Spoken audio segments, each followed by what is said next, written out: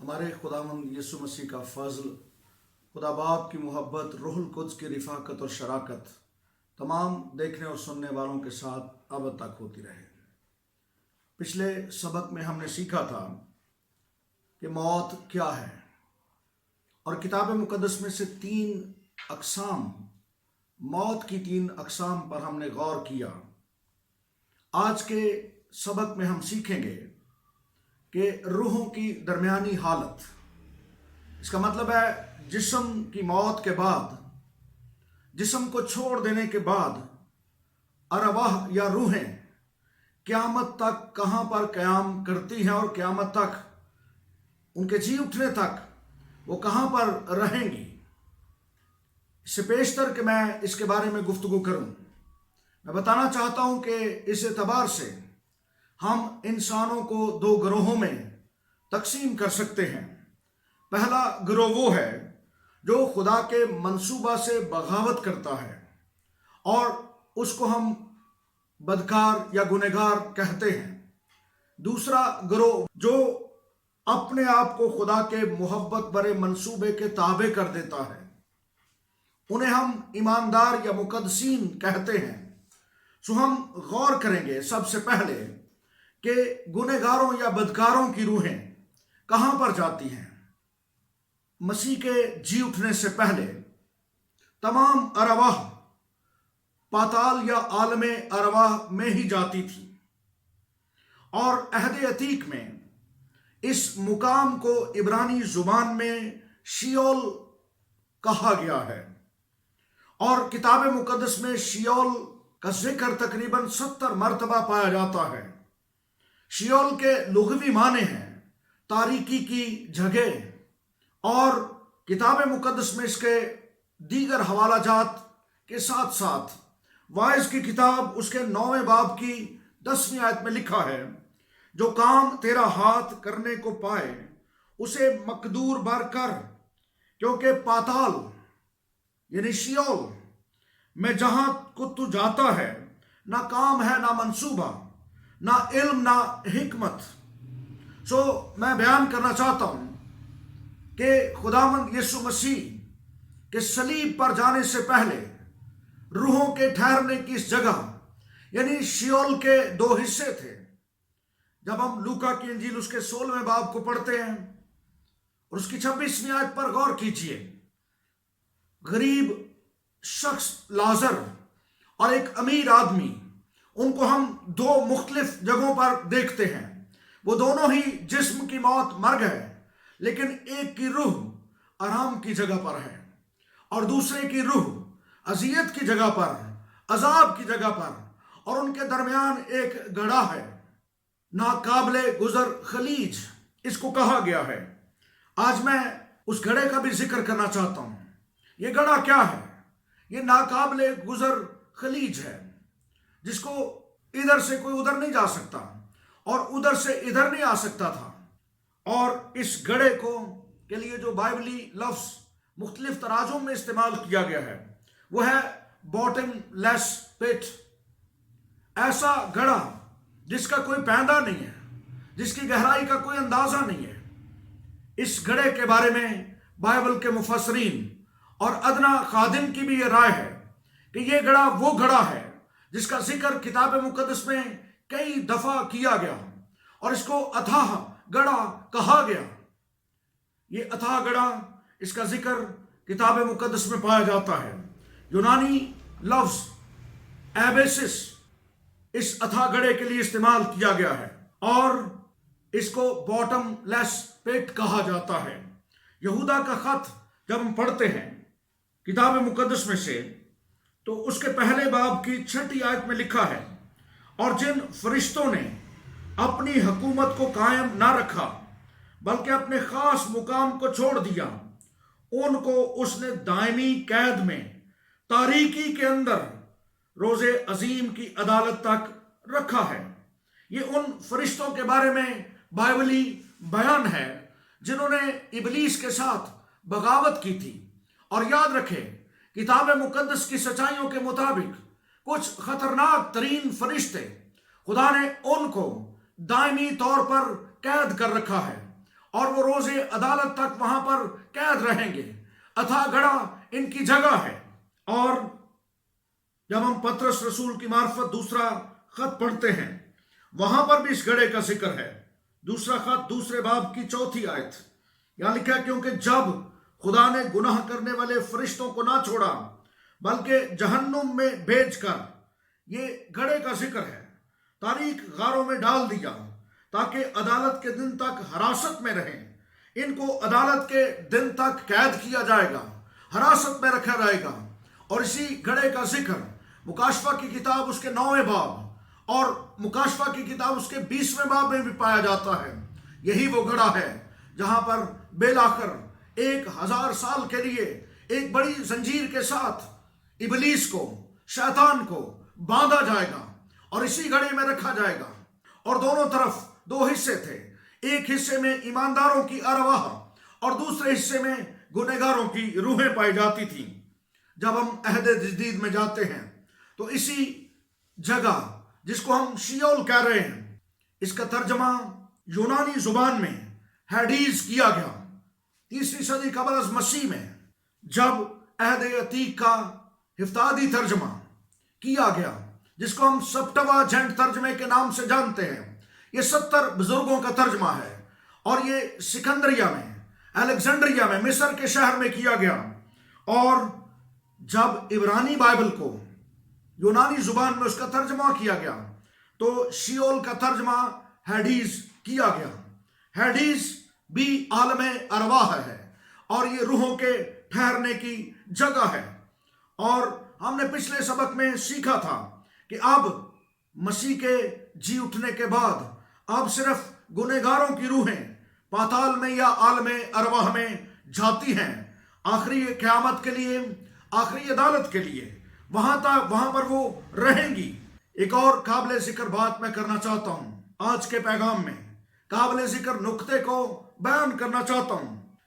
بہت سے لوگوں کا یہ خیال ہے اور یہ ایک بہت بڑی مس انڈرسٹینڈنگ ہے۔ بہت سے لوگ شیول یا ہیڈیز کو جہنم کہتے ہیں۔ یاد رکھیں کہ جہنم ایک اور جگہ ہے اور شیول اور ہیڈیز یہ روحوں کے عارضی طور پر ٹھہرنے کا مقام ہے، جبکہ جہنم فائنل پلیس آف پنشمنٹ ہوگی۔ یہ فائنل پلیس آف پنشمنٹ، سزا کی حتمی مقام جہاں پر بدکاروں کی روحیں ڈالی جائیں گی۔ جہنم کو آگ کی جھیل بھی کہا گیا ہے، جہاں پر پھر سب بدکار ڈالے جائیں گے۔ اور میں یہ بھی بیان کرنا چاہتا ہوں، اب تک کوئی بھی روح جہنم میں نہیں ڈالی گئی، بلکہ تمام بدکاروں کی روحیں آخری عدالت کے وقت غیر فانی بدن کی حالت میں زندہ کر کے جہنم میں ڈالی جائیں گی۔ ثبوت کے طور پر میں مکاشفہ کی کتاب اس کے 20ویں باب کی 13ویں آیت کو آپ کے سامنے پیش کرنا چاہتا ہوں۔ کتاب مقدس میں یوں لکھا ہے، اور سمندر نے اپنے اندر کے مردوں کو دے دیا، اور موت اور عالم ارواح نے اپنے اندر کے مردوں کو دے دیا، اور ان میں سے ہر ایک کے اعمال کے موافق اس کا انصاف کیا گیا۔ یہ آخر میں ہوگا جب عالم ارواح اپنے مردوں کو دے دے گا اور پھر آخری قیامت ہوگی، آخری عدالت ہوگی۔ اس کے بعد آخری عدالت کے وقت غیر فانی بدن کی حالت میں زندہ کر کے وہ تمام ارواح ان کی عدالت کی جائے گی اور اس کے بعد وہ جہنم میں ڈالی جائیں گی۔ یاد رہے، جہنم یا آگ کی جھیل کتاب مقدس کے مطابق کیا ہے، اس کے بارے میں بڑی خاص باتیں آج سکھانا چاہتا ہوں۔ جب ہم یرمیہ کی کتاب اس کے 7ویں باب کی 31ویں آیت کو پڑھتے ہیں تو ہمیں ایک مقام ملتا ہے، توفت کی وادی، بن ہنوم کی وادی کے نام سے ہم اس کو پڑھتے ہیں۔ یہ جگہ کیا تھی؟ یہاں پر بہت سے لوگ بت پرستی کرتے تھے اور یہاں پر بت پرستی کے ایک انتہائی غلیظ شکل ہم دیکھتے ہیں۔ لوگ اپنے بچوں کو یہاں پر زندہ جلا دیتے تھے، اپنے بیٹوں کو، اپنی بیٹیوں کو۔ آپ اس حوالہ کو پڑھیے، یرمیہ 7ویں باب کی 31ویں آیت، توفت کے مقام پر بن ہنوم کی وادی۔ یہ قابل ذکر بات ہے، یہاں پر بت پرستی کی جاتی تھی، جادوگری کی جاتی تھی اور یہاں پر بچوں کو زندہ جلا دیا جاتا تھا دیوتاؤں کے آگے، اور بالخصوص مولک دیوتا کے لیے لوگ اپنے بچوں کو زندہ جلا دیتے تھے۔ اسی جگہ کو جہنم یا عبرانی زبان میں جہنا کے نام سے پکارا گیا ہے، اور یہ جگہ، اس کو آگ کی جھیل علامتی اور استعاراتی زبان میں کہا گیا ہے۔ اس کی بھی ایک خاص وجہ ہے، میں بیان کرنا چاہتا ہوں کہ یروشلم سے باہر یہ ایک وادی تھی، اور یوسیہ بادشاہ کے دور میں اس نے اس وادی میں جہاں پر یہ مولک دیوتا کی پرستش کی جاتی تھی، اس نے جب سارے غیر معبودوں کو بنی اسرائیل سے دور کیا، اس نے مولک دیوتا کی پرستش پر پابندی لگائی، اور اس نے اس جگہ پر ٹھیک اسی مقام پر اس نے کوڑا کرکٹ پھینکنے کی جگہ بنا دی، اس نے وہاں پر گندگی پھینکنے کی جگہ بنا دی۔ یہ انتہائی غلیظ اور گندی جگہ تھی جہاں پر بت پرستی کی جاتی تھی، وہاں پر لوگ کوڑا کرکٹ پھینکتے تھے۔ یہ یروشلم سے باہر ایک وادی تھی، اور پھر اس کوڑے کرکٹ کو آگ لگا دی جاتی تھی، اور یہاں پر آگ مسلسل جلتی ہی رہتی تھی۔ ایک بات اور سنیے، یہاں پر قرب و جوار میں موجود جنگلی جانور آگ کو دیکھ کر عجیب و غریب آوازیں نکالتے تھے، اور جیسا میں نے پہلے بھی بتایا کہ جب یہاں پر بچوں کو زندہ جلایا جاتا تھا تو بچوں کے چیخنے کی آوازیں اور ان جنگلی جانوروں کی آوازیں، یہ ساری جب ہم اس تاریخ پر غور کرتے ہیں، یہی وجہ ہے کہ اسی جگہ کو جہنم یا آگ کی جھیل اور ایسی جگہ کہا گیا جہاں رونا اور دانتوں کا پیسنا ہوگا۔ بچوں کو آگ میں جلاتے ہوئے، بچوں کو جلتے ہوئے بچوں کی آوازیں آج بھی بہت بڑا چیلنج ہے۔ ان بچوں کی چیخ و پکار جو بت پرستی کے اعتبار سے جلائے جاتے تھے، جن کو مولک دیوتا کے لیے، غیر معبودوں کے لیے جلایا جاتا تھا، ان کا رونا، ان کی چیخ و پکار، ان کے دانتوں کا پیسا جانا ایک بہت بڑا چیلنج ہے۔ عزیزوں، غور کیجئے، بت پرستی خدا کے نزدیک کس قدر مکروہ ہے۔ بت پرستی کا حقیقی انجام، اس پر غور کیجئے۔ اگلی بات جو میں کرنا چاہتا ہوں، ایمانداروں کی روحیں کہاں پر ہوں گی؟ جب ہم عہد جدید میں ایمانداروں کی روحوں کے ٹھہرنے کی جگہ کا مطالعہ کرتے ہیں تو ایمانداروں کے روحوں کی جگہ کو ٹھہرنے کو فردوس یا پیراڈائز کہا گیا ہے۔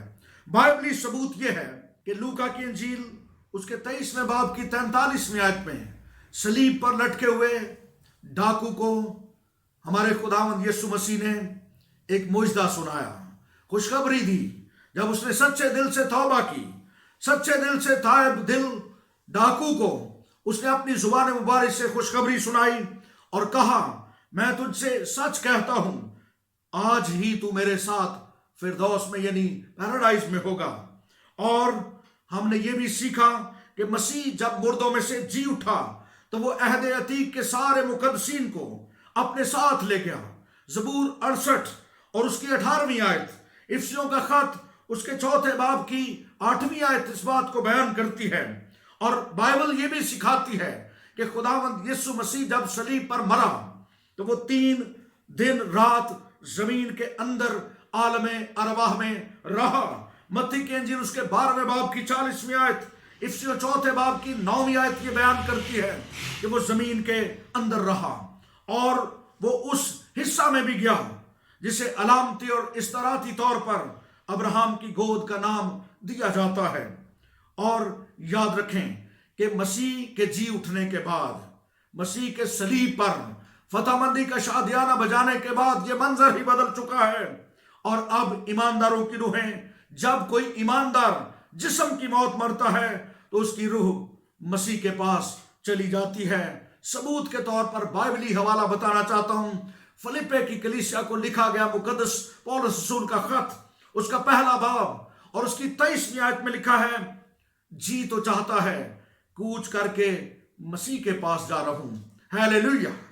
اور پھر 2 کرنتھس کے اس کے 5ویں باب کی 8ویں آیت میں لکھا ہے، ہم کو بدن کے وطن سے جدا ہو کر خداوند کے وطن میں رہنا زیادہ منظور ہے۔ یہ سارے حوالہ جات اس بات کا ثبوت ہیں کہ اب ایماندار جب جسم کی موت مرتا ہے تو وہ پاتال میں عالم ارواح میں نہیں جاتا، بلکہ اس کی روح آسمان پر جاتی ہے۔ ایک اور بڑا طاقتور بائبلی حوالہ، شہید اول اسٹیفنس کی روح کہاں پر گئی؟ جب اس کو شہید کیا جا رہا تھا، اعمال کی کتاب پڑھیے، وہاں پر بیان کیا گیا ہے کہ اس کی روح اپنے خداوند کے پاس گئی جو خدا باپ کے داہنے ہاتھ سر بلند ہے۔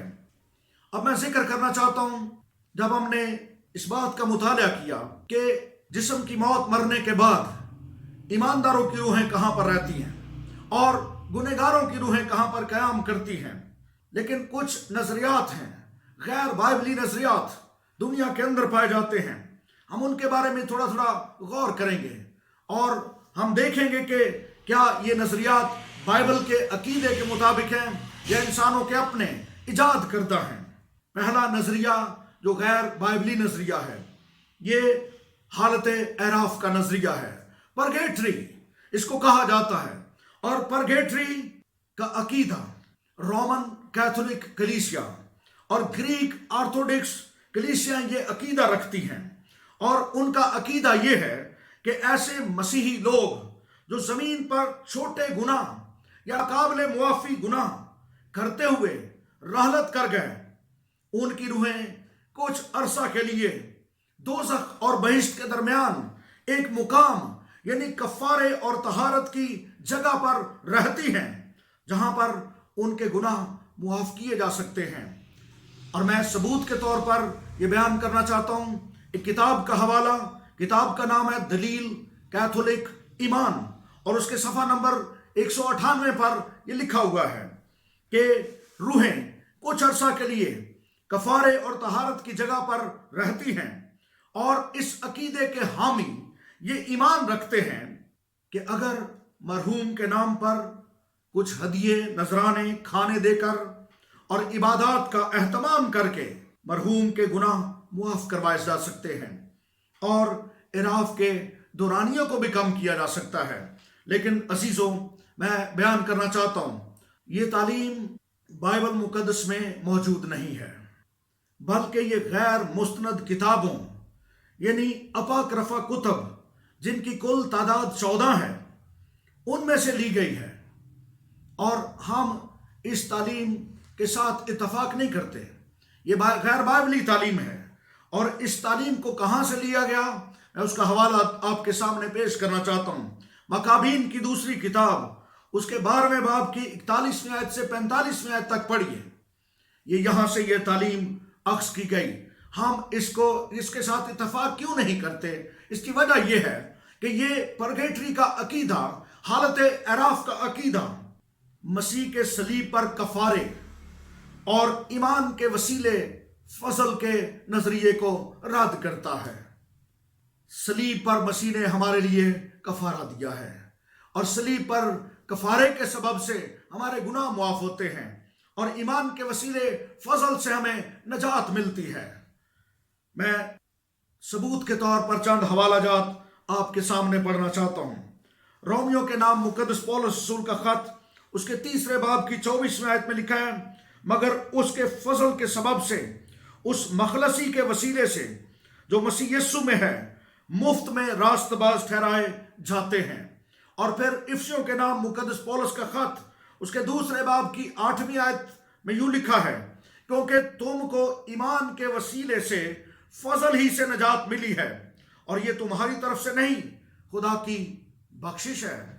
اور عبرانیوں کا خط 10ویں باب کی 10ویں آیت یہ بیان کرتی ہے، اسی مرضی کے سبب سے ہم یسوع مسیح کے جسم کے ایک ہی بار قربان ہونے کے وسیلے سے پاک کیے گئے ہیں۔ اس کے قربانی کے وسیلے سے، اس کی پاک اور لازوال قربانی کے وسیلے سے، اس کے کفارے کے وسیلہ سے کلیسیا کے گناہ معاف کیے گئے اور ہم پاک کر دیے گئے۔ سو ہم اس نظریے سے اتفاق نہیں کرتے۔ دوسرا نظریہ جو اس تناظر میں جس کا بیان کرنا چاہتا ہوں، وہ ہے سول سلیپنگ۔ کچھ لوگوں کا خیال ہے کہ روحیں، انسان جب جسم کی موت مر جاتا ہے تو اس کی روح سو جاتی ہے۔ سیونتھ ڈے ایڈوینٹسٹ اور یہوہ وٹنس یہی عقیدہ رکھتے ہیں، اور ان کا یہ عقیدہ ہے کہ روحیں سو جاتی ہیں اور قیامت کے دن وہ جاگ جائیں گی، اور وہ جواز، 3 جواز میں آپ کے سامنے پیش کرنا چاہتا ہوں جو وہ پیش کرتے ہیں، اور میں ان کے جوابات بھی دوں گا۔ پہلا جواز وہ یہ پیش کرتے ہیں کہ یوحنا کی انجیل اس کے 11ویں باب کی 11ویں آیت میں لکھا ہے، مسیح نے فرمایا ہمارا دوست لازر سو گیا ہے۔ اور پھر وہ کہتے ہیں کہ بائبل میں یہ بھی لکھا ہے جو سوتے ہیں ان کی بابت تم ناواقف رہو، اور ان کا خیال یہ ہے کہ جو مرتے ہیں وہ سوتے ہیں۔ دوسرا جواز وہ یہ پیش کرتے ہیں کہ روح بدن کے بغیر کام نہیں کر سکتی، روح بدن کے بغیر کام نہیں کر سکتی۔ اور تیسرا جواز وہ پیش کرتے ہیں کہ عبرانیوں 9ویں باب کی 27ویں آیت میں لکھا ہے آدمیوں کے لیے ایک بار مرنا اور پھر اس کے بعد عدالت کا ہونا مقرر ہے۔ اور وہ کہتے ہیں کہ مرنا اور عدالت ان دونوں کے درمیانی عرصے میں کچھ بھی نہیں ہے، کچھ بھی نہیں ہے۔ وہ اس بات کو بیان کرتے ہیں۔ سو میں جواب دینا چاہتا ہوں، سنیے غور سے، بائبلی عقیدے کو پر نظر کیجئے، اور بائبل میں سے میں ثبوت کے ساتھ بات کرنا چاہتا ہوں۔ سو جانے کی اصطلاح یہ لٹرل نہیں ہے، یہ علامتی اور تشبیہاتی اصطلاح ہے۔ اٹس ویری فگریٹو، یہ علامتی اصطلاح ہے۔ اور جب ہم لوکا کی انجیل اس کے 16ویں باب کے سارے منظر کو پڑھتے ہیں جہاں پر شیول کے اندر، پاتال کے اندر، عالم ارواح کے اندر غریب لازر اور امیر شخص کی ارواح موجود ہیں، تو وہاں پر ہمیں ان دونوں کی روحیں گفتگو کرتی اور جاگتی ہوئی نظر آتی ہیں۔ اگر وہ جاگتی ہیں تو گفتگو کرتی ہیں۔ اور پھر فلپے کی کلیسیا کے نام مقدس پولس نے جب خط لکھا، پہلے باب کی 23ویں آیت میں وہ کہتا ہے جی تو چاہتا ہے کہ مسیح کے پاس جا رہوں کیونکہ یہ بہت بہتر ہے۔ وہ اس کو فار بیٹر کہتا ہے، بہت بہتر۔ بہت بہتر کس سینس میں ہے کہ وہ وہاں پر مسیح کے ساتھ رہے گا اور اس کی فیلوشپ مسیح کے ساتھ ہوگی۔ اور پھر جب ہم دوسرا کرنتھس کی کلیسیا کے نام لکھا گیا خط اس کے 5ویں باب کی 6 آیت سے لے کر 8ویں آیت تک پڑھتے ہیں تو وہاں پر لکھا ہے ہم خواہ وطن میں ہوں یا جلا وطن اسے خوش کریں۔ میں سوال اٹھانا چاہتا ہوں، کیا سوئی ہوئی روحیں اسے خوش کر سکتی ہیں؟ ہرگز نہیں۔ جسم، دنیا میں جسم کی حالت میں پولس رسول نے یہ مکاشفہ بیان کیا ہے، یہ بید کی بات کہی ہے کہ دنیا میں جسم کی حالت میں یا آسمان پر روح کی حالت میں اسے خوش کریں۔ سوئی ہوئی حالت میں وہ اسے کیسے خوش کر سکتا تھا؟ وہ آسمان پر اس کی حمد و ثنا اور حمد و ستائش کرنے کے سبب سے اسے خوش کرنا چاہتا تھا۔ اور تیسرا جواب سنیے، کہتے ہیں جی مرنے اور عدالت کے درمیانی عرصہ سونے کا عرصہ ہے۔ ایک بہت بڑے خادم وہ کہتے ہیں کہ اس میں کچھ نہیں ہے، اس کے درمیان میں کچھ نہیں ہے۔ اور میں حوالے کے طور پر ایک کتاب کا ریفرنس دینا چاہتا ہوں، ایک بائبل کا مفسر جس کا نام لوئس برک ہاف ہے۔ بائبل کے طالب علم اس شخص کو جانتے ہیں۔ اس نے کتاب لکھی ہے سسٹمیٹک تھیالوجی، اور اس کو وہ صفحہ نمبر 689 پر یوں رقم دراز ہیں۔ وہ کہتے ہیں کہ عدالت کا دن سزا اور جزا کے فیصلے کا وقت نہیں ہے، بلکہ فیصلہ پہلے سے ہو چکا۔ یہ دن فیصلے کے اعلان کا دن ہوگا۔ ہیلیلویا! یہ فیصلے کا وقت نہیں ہوگا بلکہ یہ اعلان کا وقت ہوگا۔ اس لیے میں ایک بائبلی حوالہ بھی پڑھنا چاہتا ہوں، یوحنا کی انجیل اس کے 3 باب کی 17ویں آیت۔ یہاں پر لکھا ہے کیونکہ خدا نے بیٹے کو دنیا میں اس لیے نہیں بھیجا کہ دنیا پر سزا کا حکم کرے، بلکہ اس لیے کہ دنیا اس کے وسیلے سے نجات پائے۔